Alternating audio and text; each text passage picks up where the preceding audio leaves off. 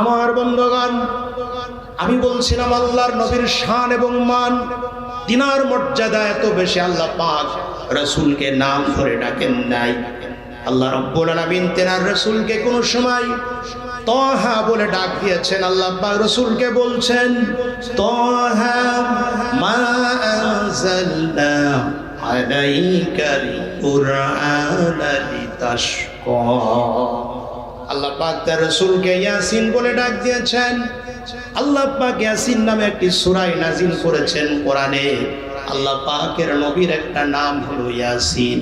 আল্লাহ পাক বলছেন ইয়াসিন, আপনাদের মুখস্থ থাকলে পড়ে প্রত্যেকটা অক্ষরে 10টা করে নেকি দেবেন কে? আল্লাহ পাক। তাহলে পড়ে ইয়াসিন ওয়াল কুরআনিল হাকীম ইন্নাকা লামিনাল মুরসালিন। আমার বন্ধুগণ, আমার রাসূলকে আল্লাহ পাক কোন সময় ইয়া আইয়ুহান নাবিয়্যু বলেছেন, কোন সময় ইয়া আইয়ুহার রাসূল বলেছেন। আল্লাহ পাক রাসূলকে বলছেন ইয়া আইয়ুহার রাসূল বাল্লিগ মা উনজিলা ইলাইকা মির রাব্বিক। জোরে বলুন আল্লাহু আকবার।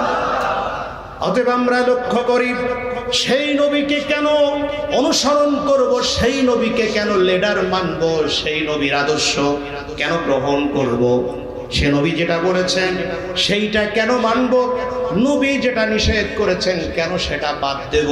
কারণ হলো আমার নবীর মতো শ্রেষ্ঠ মানুষ আকাশের নিচে জমিনের পর আর একজন নাই। সুবহানাল্লাহ বলেন সকলে।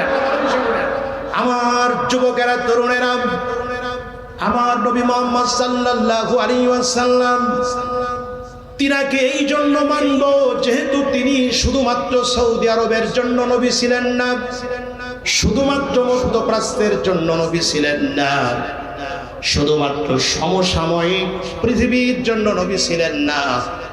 আল্লাহ পাকের নবী মুহাম্মদ সাল্লাল্লাহু আলাইহি ওয়াসাল্লাম যেদিন নবুয়ত পেয়েছেন সেদিন থেকে নিয়ে কিয়ামত পর্যন্ত এই পৃথিবীতে যত মানুষ আসবে সমস্ত মানুষের নবী তিনি, যত মাখলুকাত আসবে সমস্ত মাখলুকাতের নবী হলেন তিনি। আল্লাহ পাক অন্যান্য নবীদেরকে এক একটা এলাকার জন্য পাঠাতেন। যেমন ধরে নেন, বাংলাদেশের জন্য একজন নবী, ভারতের জন্য একজন নবী, সৌদি আরবের জন্য একজন নবী, আমেরিকার জন্য একজন নবী, ব্রিটেনের জন্য একজন নবী। কিন্তু আমাদের নবীকে আল্লাহ পাক শুধু আমেরিকা ইউরোপের জন্য নয়, আল্লাহ পাক শুধু এশিয়া মহাদেশের জন্য নয়, আমাদের নবীকে আল্লাহ বিশ্ব নবী বানিয়েছে। আল্লাহ পাক নবীকে বলছেন, আ নবী আপনি কেমন নবী? আপনি নিজেই বলে দেন, কুল ইয়া আইয়ুহান নাসু ইন্নী রাসূলুল্লাহি ইলাইকুম জামিআ। ও নবী আপনি বলুন, ও পৃথিবীর মানুষেরা আমি তোমাদের সকলের জন্য নবী। সুবহানাল্লাহ বলেন সকলে।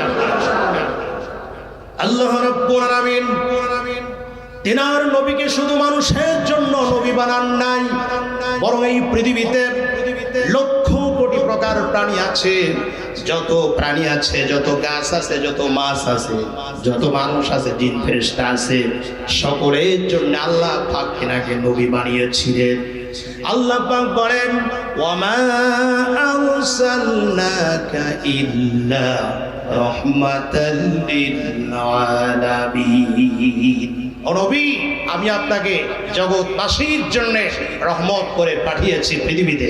আল্লাহ পাক নবীকে সকলের জন্য নবী বানিয়ে পাঠিয়েছেন, তিনি ছিলেন বিশ্ব নবী। সুতরাং সেই নবীর অনুসরণ করতে হবে, সেই নবীর অনুকরণ করতে হবে।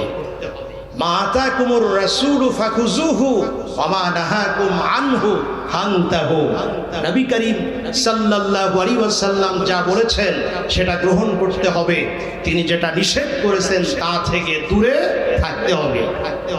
অথচ আজকে আমাদের চলাফেরা, আমাদের খাওয়া দাওয়া, আমাদের পোশাক পরিচ্ছদ, আমাদের লেনদেন, আমাদের ব্যবসা বাণিজ্য সব হচ্ছে পাশ্চাত্যের লোকদের মতো, আমেরিকা ইউরোপের লোকদের মতো। আজ মুসলিম এটা বুঝাই যায় না বাংলাদেশে তাকিয়ে। সম্মানিত উপস্থিতি, মুসলিমদের মেয়েরা প্যান্ট পরে, শার্ট পরে, এরপরে চুলগুলো পুরুষের মতো কাটে, আর পুরুষেরা মেয়ে লোকের মতো পোশাক পরে, আর মেয়ে লোকদের মতো চুল রাখে। নাউযুবিল্লাহি মিন যালিক। পর্দা নাই, পুশিদা নাই, আল্লাহ নাই, রাসূল নাই, পরকালে চিন্তা নাই। যুবক ছেলেরা যে কি অবস্থা, মোবাইলে টিকটক দেখে, এরপরে খেলা করে, মোবাইলে হাবি জাবি এই সমস্ত ভিডিও দেখে তাদের যৌবনকে সে নষ্ট করে ফেলছে।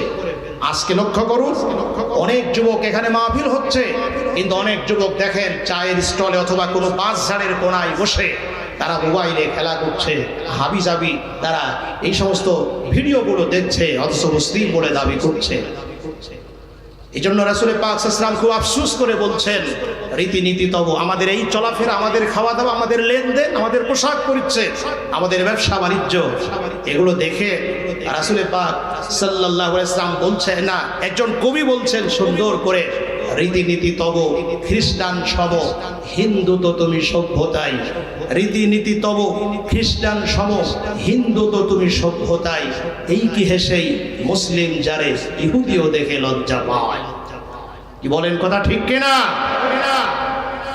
এমন প্যান্ট পরে যেটা বসে পেশাব করা সম্ভব হয় না। নাউযুবিল্লাহি মিন যালিক।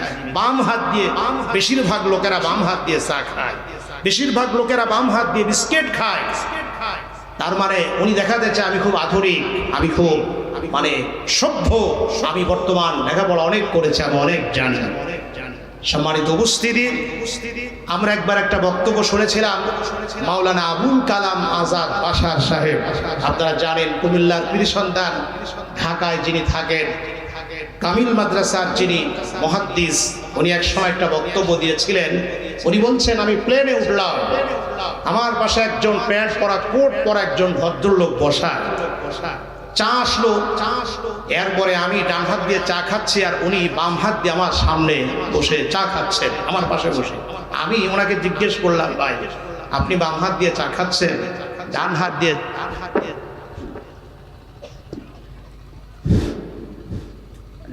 দিয়ে চা খেলে এটা তো খুব ভালো হয়, কারণ বাম হাত দিয়ে চা খাওয়া ঠিক নয়। আবুল কালাম আজাদ বাশার সাহেবের বক্তৃতার মধ্যে আমি শুনেছিলাম, আপনার ইন্টারনেটে সার্চ দেবেন, হাজার হাজার ভিডিও বের হবে। অত্যন্ত জ্ঞানী একজন আলেম, উনি দক্ষ একজন বক্তা, সব জায়গায় দাওয়াত নেন। আমরা বারবার বলি আসেন, বলে চাকরি সুবাদে দূরে যেতে পারি না। তো যাই হোক, উনি বলছেন এই কথাটা, আমি শুনেছিলাম ওনার মুখ থেকে। তো বলছে আমার পাশে বসা, আমি বললাম বাম হাত দিয়ে কেন, ডান হাত দিয়ে খান। তখন ভদ্রলোক খুব রেগে গেল, বলছে আপনাদের হুজুরদের কোনো কমন সেন্স নেই, আপনারা কিছু বোঝেন না, দুনিয়া সম্পর্কে আপনাদের ধারণা নেই। তো আবুল কালাম আজাদ বাশার সাহেব বলছে, কেন? আমি তো আপনাকে ভালো পরামর্শই দিলাম, আপনাকে আমি চিনি না, তবে ডান হাতটা দিয়ে খেলে এটা খুব ভালো হতো। তো উনি তখন ওই ভদ্রলোক বলছে, মেয়া সাহেব আপনাদের সাথে আবার তর্ক করার কোনো মনই নেই, তবে আমি কথা বলি, ডান হাতও আল্লাহ সৃষ্টি করেছে, বাম হাতও আল্লাহ সৃষ্টি করেছে, তো বাম হাত দিয়ে খেলে অসুবিধা কি? তো আবুল কালাম আজাদ বাশার সাহেব উনি বলছেন, তখন আমি বাম হাতের বৃদ্ধ আঙ্গুলে ঠিক এইভাবে আমি ওনাদের দেখায় বললাম, সেটা আপনার ব্যাপার।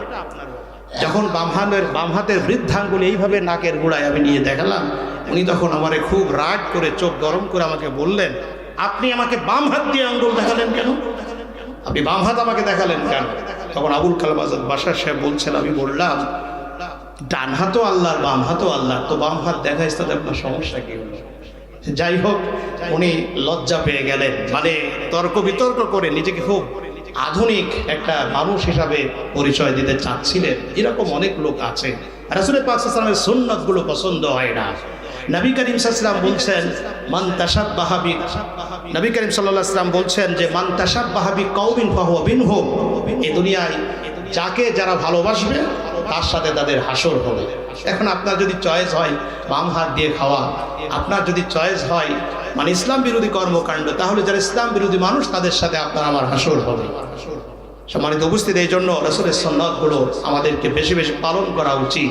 মান তামাসসাকা বিসুন্নতি ইনদা ফাসাদি উম্মতি ফালাহু আজরু মিয়াতা শাহীদ।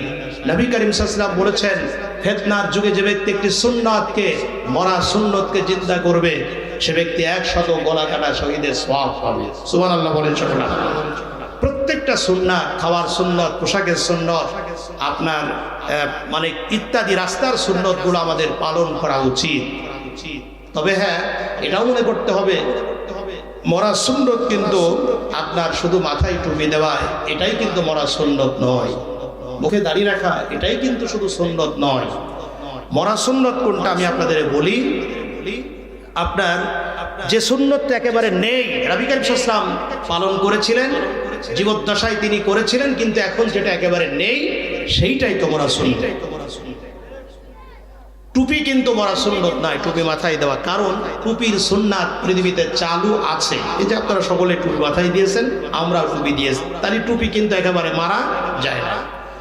এরপরে জুব্বা গায়ে দেওয়াটা কিন্তু মরা সুন্নত নয়। হ্যাঁ সুন্নত, এটা কিন্তু স্বীকার করতে হবে, জুব্বা গায়ে দেওয়া বা সুন্নতি লেবাস পরে এটা সুন্নত, কিন্তু এটা মরা সুন্নত নয়।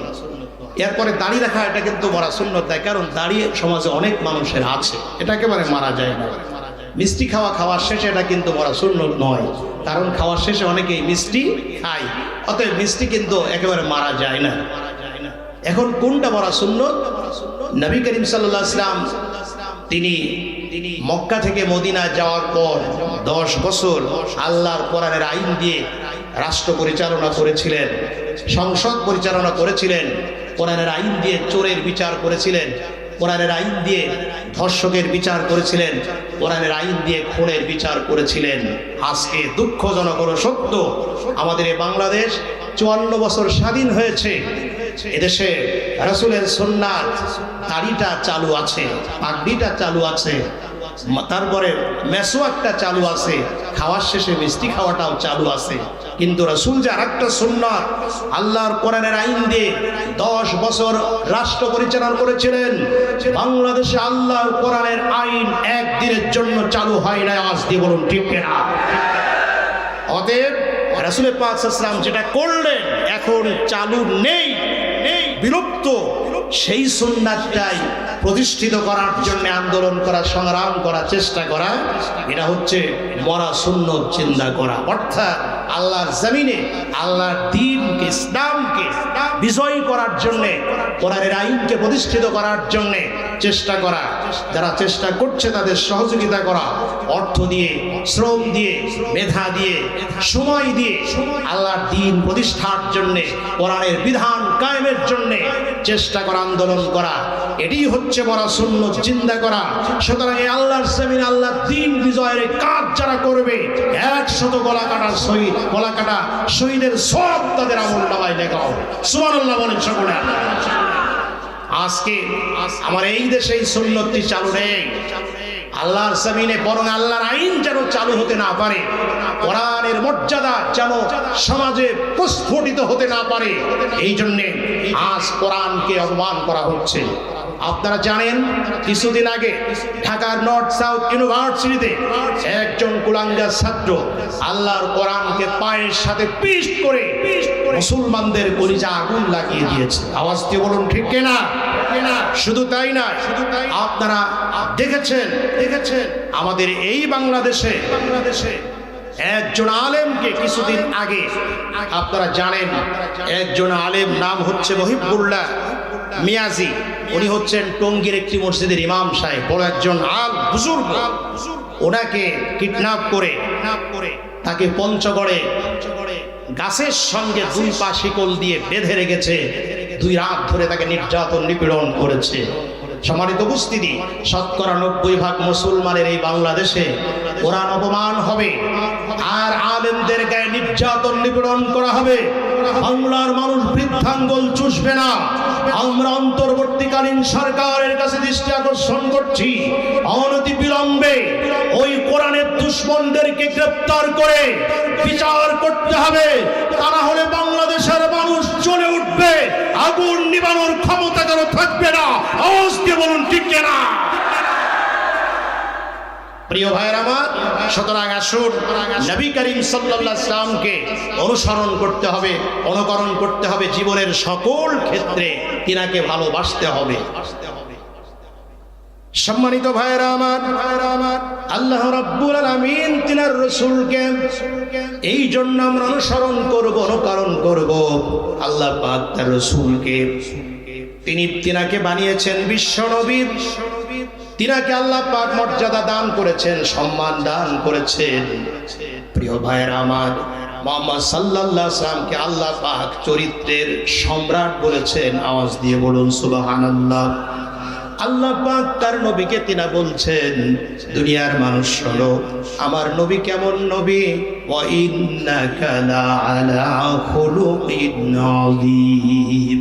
ও নবী, আমি আপনাকে মহান চরিত্রের অধিকারী করে পাঠিয়েছি। আল্লাহর নবীর চরিত্র এক পাল্লায় যদি রাখা হয়, অপর পাল্লায় যদি তাম পৃথিবীর সমস্ত মানুষের চরিত্র যদি রাখা হয়, তাহলে আমার নবীর চরিত্রের পাল্লাটাই বেশি ভারী হয়ে যাবে। আমার নবী মুহাম্মদ সাল্লাল্লাহু আলাইহি ওয়াসাল্লাম কোনোদিন কাউকে কষ্ট দেন নাই। আমার নবী মুহাম্মদ সাল্লাল্লাহু আলাইহি ওয়াসাল্লাম তিনার আগে কেউ সালাম দিতে পারেন নাই। অসুস্থ মানুষকে তিনি দেখতে যেতেন।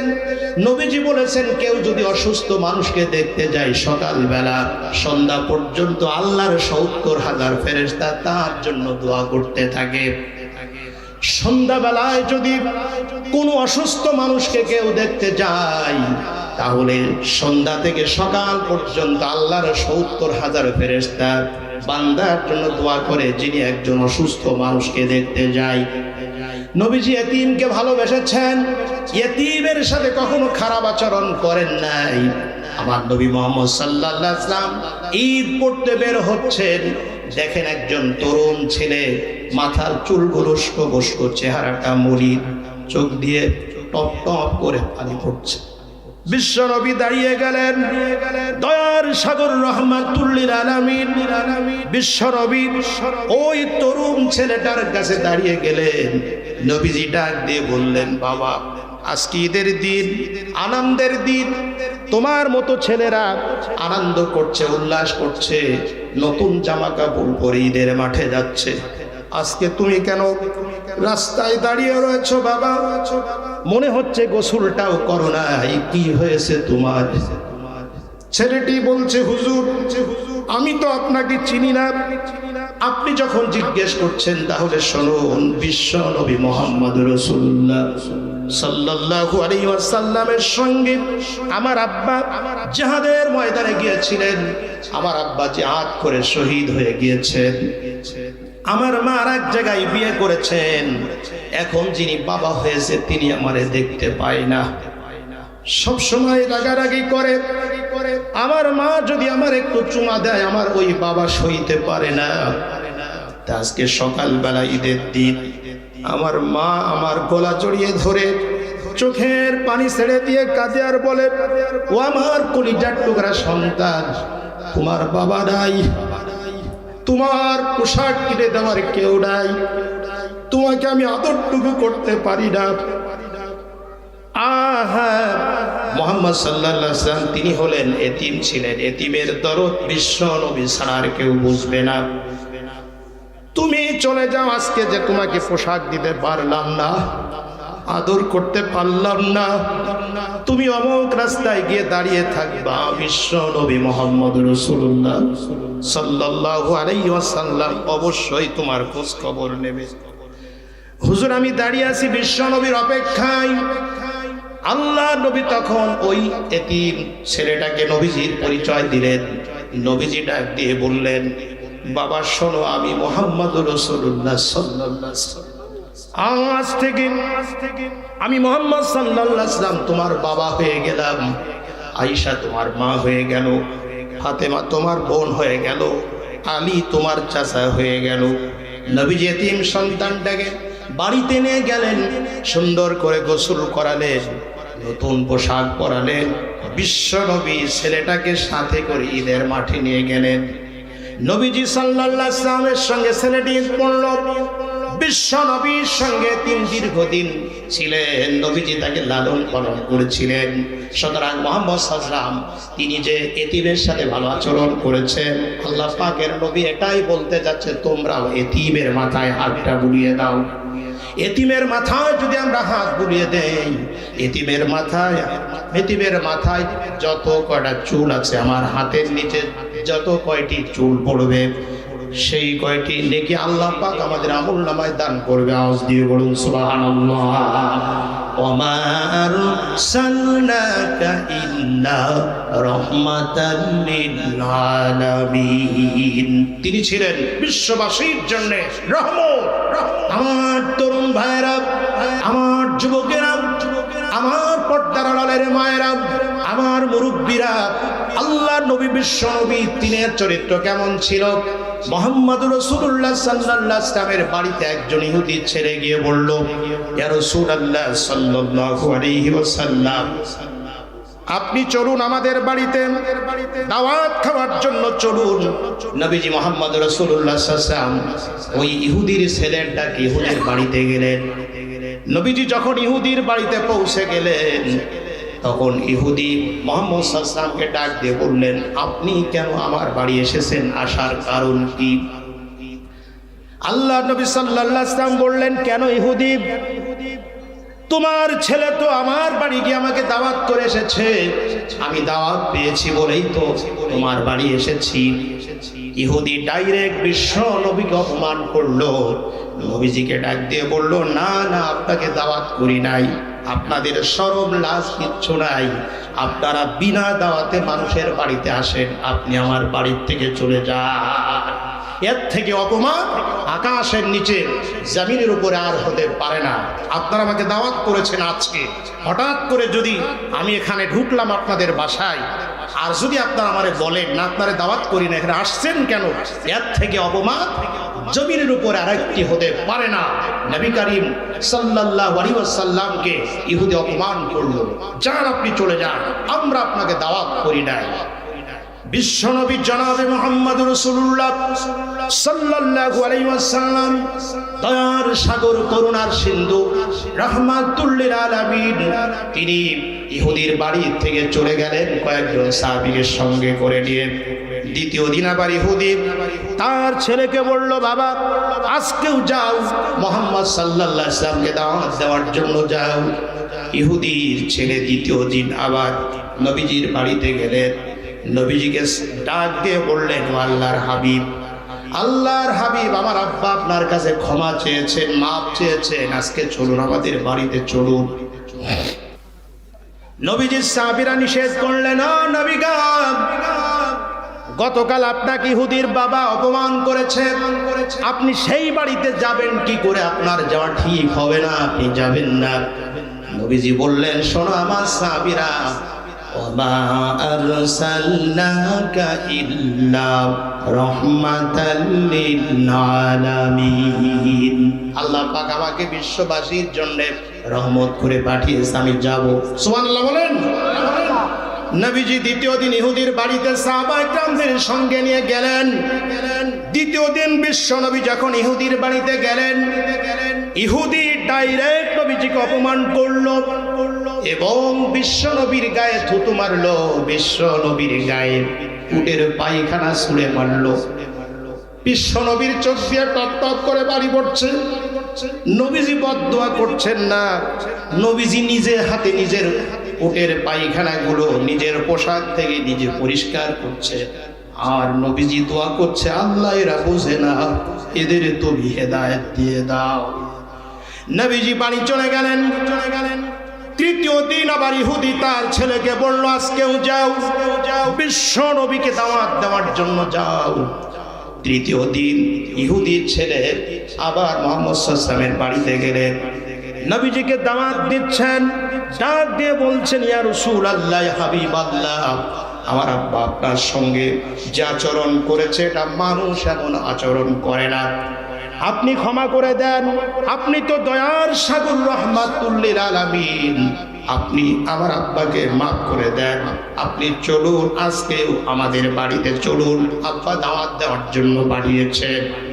আমার তরুণেরা, আমার যুবকেরা, আমার আলমডাঙ্গাবাসী আর চুয়াডাঙ্গাবাসী, মেহেরপুর থেকে কিছু মানুষ হয়তো এসেছে, আমার প্রিয় ভাইরা, রাহমাতুল লিল আলামিন কাকে বলে, বিশ্ব নবী কাকে বলে, করুণার সিন্ধু কাকে বলে, চরিত্র কাকে বলে লক্ষ্য করুন। ধৈর্য কাকে বলে, ধৈর্যের মূর্ত প্রতীক ছিলেন মুহাম্মদ রাসূলুল্লাহ সাল্লাল্লাহু আলাইহি ওয়াসাল্লাম। নবীজি বললেন, হ্যাঁ আমি আজকেও তোমাদের বাড়িতে যাব, কিন্তু বিশ্ব নবীর সাহাবী হযরত ওমর পাশেই দাঁড়ানো ছিলেন। তরবারি খাপ থেকে খুললেন, নবীজিকে ডাক দিয়ে বললেন, ইয়া রাসূলুল্লাহ, ইয়া হাবিবাল্লাহ সাল্লাল্লাহু আলাইহি ওয়াসাল্লাম, এই ইহুদির বাচ্চার এত বড় সাহস, আপনাকে 2 দিন দাওয়াত করে অপমান করেছে, আর আপনাকে দ্বিতীয় দিন ও গায়ে থুতু মেরেছে, উটের পায়খানা আপনার গায়ে মেরেছে, আপনার গায়ে উটের গোবর মেরেছে। সুতরাং আপনি খবরদার ইহুদির বাড়িতে যাবেন না। আপনি অর্ডার দেন, আমি আমার এই তরবারি দিয়ে ইহুদির গলা দেহ থেকে আলাদা করে দেই। নবীজি বলল, ওমর তুমি থেমে যাও, থেমে যাও, খবরদার তুমি ইহুদির বিরুদ্ধে এমন কথা বলো না। বিশ্বনবী আমার তৃতীয় দিন আবার ইহুদির ডাকে সাড়া দিয়ে ইহুদির বাড়িতে গেলেন সাহাবায়ে কেরামদেরকে নিয়ে। বিশ্বনবী আমার তৃতীয় দিন যখন ইহুদির বাড়িতে পৌঁছেছেন, সেদিন অবস্থা ব্যতিক্রম দেখতে পারলেন। নবীজি গিয়ে দেখে ইহুদির গেটের সামনে দাঁড়ানো তার সন্তান, তার বিবি, তার আত্মীয় স্বজন নিয়ে। ওই ইহুদি গেটের সামনে দাঁড়ানো। নবীজি যখন তৃতীয় দিন ইহুদির বাড়িতে গিয়েছেন, ওই ইহুদি সেদিন গেটের সামনে দাঁড়িয়ে চোখ দিয়ে তার টপ টপ করে পানি পড়ে। ইহুদি রাসূলের পা জড়িয়ে ধরে ডাক দিয়ে বলে, রাসূলুল্লাহ, ইয়া হাবিবাল্লাহ, সত্যি আপনার মতো মানুষ আকাশের নিচে জমিনের উপর আরেকজন হতে পারে না। নবী গো, আমি আপনাকে প্রথম দিন দাওয়াত দিয়েছিলাম, অপমান করেছিলাম, আপনি চলে গিয়েছিলেন।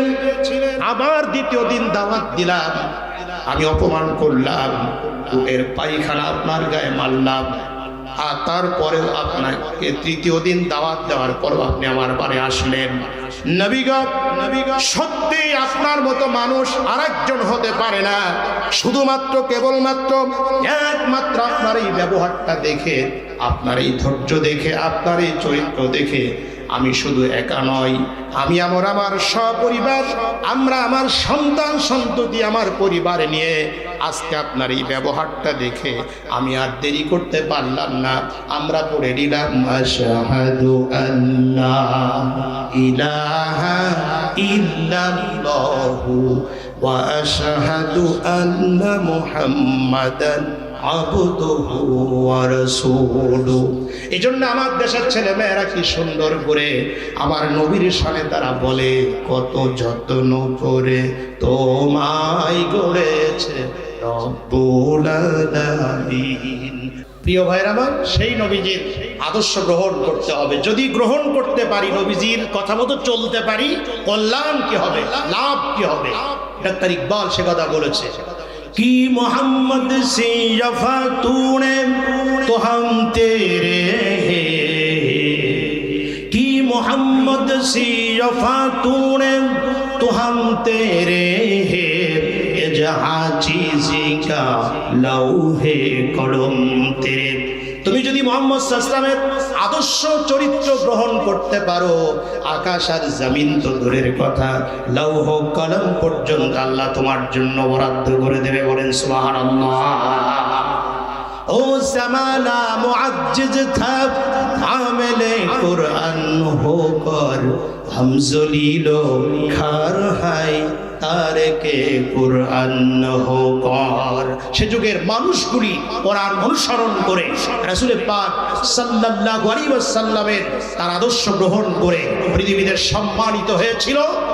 আজ পৃথিবীর মানুষেরা, মুসলিমেরা নির্যাতিত, নিপীড়িত, নিগৃহীত, পদদলিত শুধুমাত্র একমাত্র কারণ কোরআন এবং সুন্নাহ ছেড়ে দেওয়ার কারণে।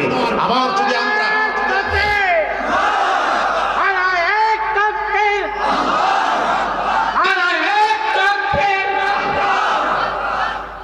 যদি আমরা এই পৃথিবীর সম্মান ফিরে পেতে চাই, এই পৃথিবীতে মর্যাদা যদি পেতে চাই, তাহলে আসতে হবে কোরআনের কাছে, আসতে হবে রাসূলের সুন্নাহর কাছে।